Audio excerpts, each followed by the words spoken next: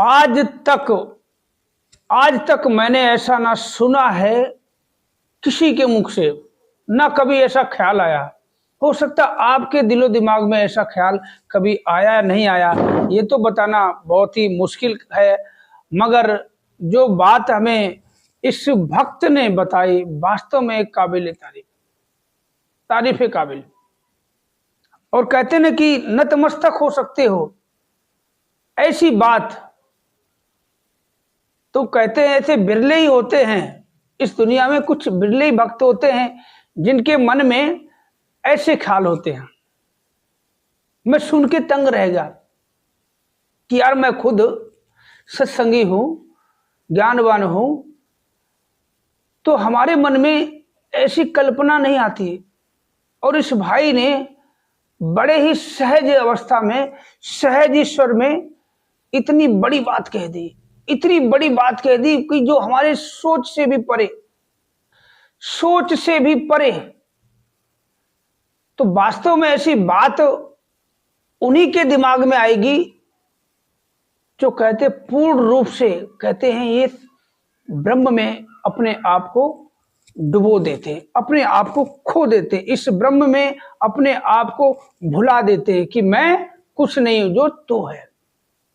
तो इतनी बड़ी बात कही है महाराज जी की समाधि को लेकर। जब मैंने थोड़ी सी बात कही तो इतनी बड़ी बात कहने का साहस हम तुम नहीं कर सकते, क्योंकि हमारी सोच ही इतनी बड़ी नहीं है कि अगर हमारी सोच ही हो जाए। कहती परमात्मा ब्रह्म है, विशाल है, अथाह सागर की तरह है, इसका कोई अंत नहीं, बेअंत है, बेरंगा है, बेरूपा है।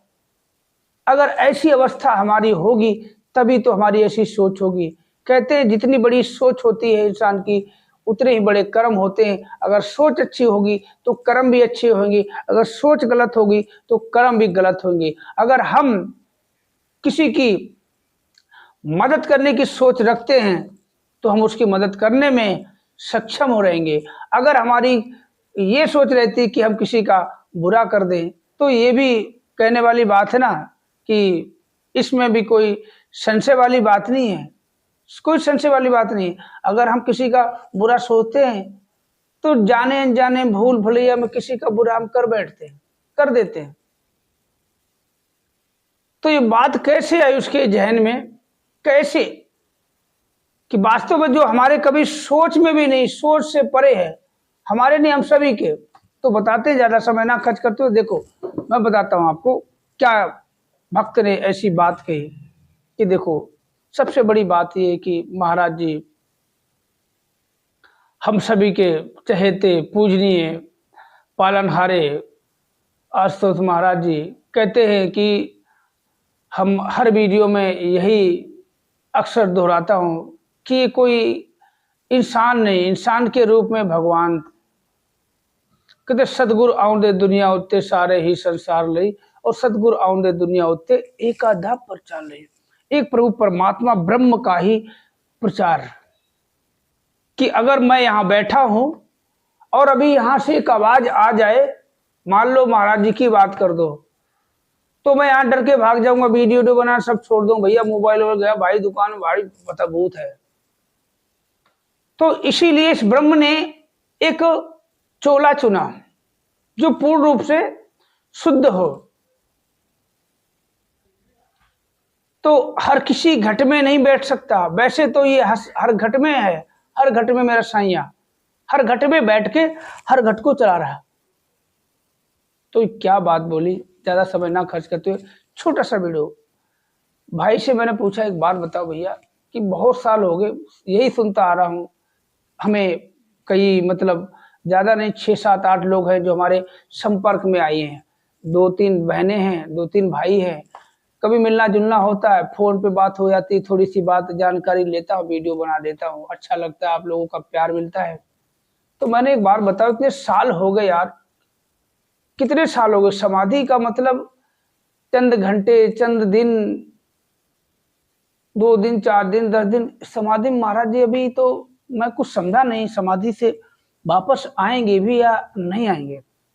क्या बात बताइए कि एक बात बताओ, ये मैं नहीं कह रहा हूं कि ये जो शरीर है ना, शरीर ये नश्वर है, इंसान का शरीर। और जो महाराज जी, जो गुरु महाराज जी कहते ब्रह्म का स्वरूपा एक इंसानी शरीर में थे, उन्होंने इस शरीर को आराम दिया है।